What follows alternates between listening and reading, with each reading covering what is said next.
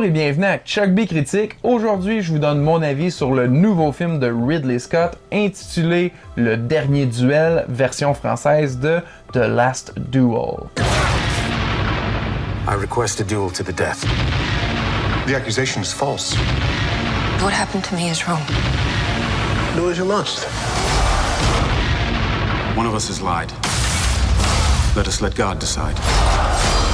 Confess!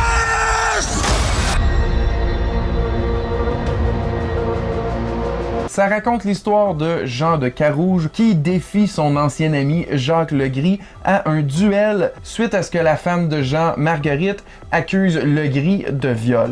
Comme je l'ai juste mentionné, c'est réalisé par le très prolifique cinéaste Ridley Scott qui en est pas à sa première épopée historique. C'est basé sur une histoire vraie qui a été adapté par des cinéastes, dont Ben Affleck et Matt Damon, qui jouent aussi dans le film. Ils sont aussi aidés d'une autre scénariste pour donner une histoire vraiment intrigante par le simple fait qu'elle est racontée en 3 points de vue. En effet, on suit les événements du point de vue du personnage de Matt Damon, c'est-à-dire Jean de Carouge, puis par la suite, on voit le point de vue de son ancien ami, maintenant ennemi, Jacques Legris, pour finalement conclure avec le point de vue de la principale concernée, Marguerite. Et ce simple procédé-là m'a complètement conquis, parce qu'il a été fait vraiment efficacement. Dans le sens où, à chaque fois où ce qu'on voyait des événements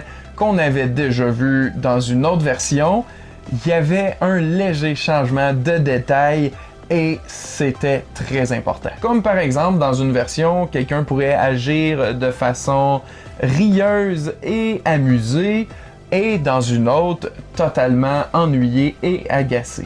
Et ce qui est la force dans tout ce procédé-là, c'est que chacune des versions, du point de vue du personnage, est la vraie version. Parce que eux considèrent que c'est la façon dont les choses se sont passées, du moins de la façon dont ils les ont ressenties. Donc vraiment, là, j'ai trouvé ça très brillant comment qu'on a utilisé cette petite technique en apparence simple, mais qui donne un résultat diablement efficace. Et en plus, t'ajoutes à ça une réalisation assez soignée de Ridley Scott, ça donne un film magnifique. Pas vraiment dans ce qu'il raconte, mais dans la façon dont il le fait. L'attention au détail est pas juste dans les costumes ou les décors, mais même jusque dans les sons qui nous fait vraiment sentir à cette époque-là. Parce que tout a l'air crasseux, réel. On avait l'impression d'avoir froid avec eux, de sentir les odeurs qu'ils sentaient. Pour vrai, c'est toute une expérience. Donc, incroyable immersion. Et en plus de ça, on vit un drame humain, poignant, et on est complètement impliqué parce que on voit chacun des points de vue de tous les personnages. Puis pour couronner le tout, il y a d'excellents acteurs qui viennent les interpréter.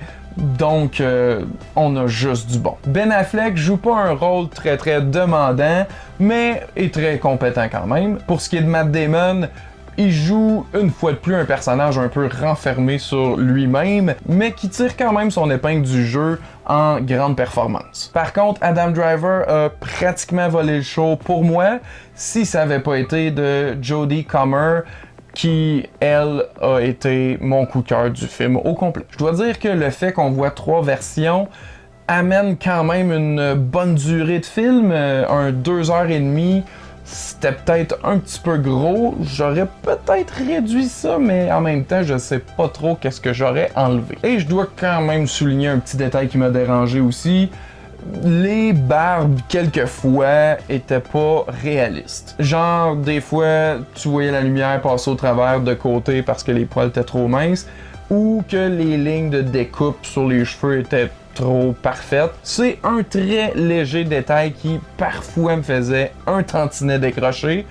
Sinon, sur toute la ligne, ça a été une vraie réussite. Puis pour un film qui se passe au Moyen-Âge, c'est très moderne dans ce qu'il raconte comme histoire et ce qui est traité comme thème. Même que je pense que ça peut en faire une recommandation autant pour ceux qui aiment ça, les films d'époque, que ceux qui en écoutent pas d'habitude parce qu'ils sont pas attirés par ça. Honnêtement, je m'attendais vraiment pas à aimer autant ce film-là. J'avais zéro attente. J'ai même failli le skipper celui-là. J'aurais vraiment manqué un excellent film. Mais bref, c'est mon avis. J'aimerais ça savoir c'est quoi le vote. Dites-moi ça dans les commentaires ci-dessous. Alors d'ici là, je vous dis un gros merci à tous et à la prochaine!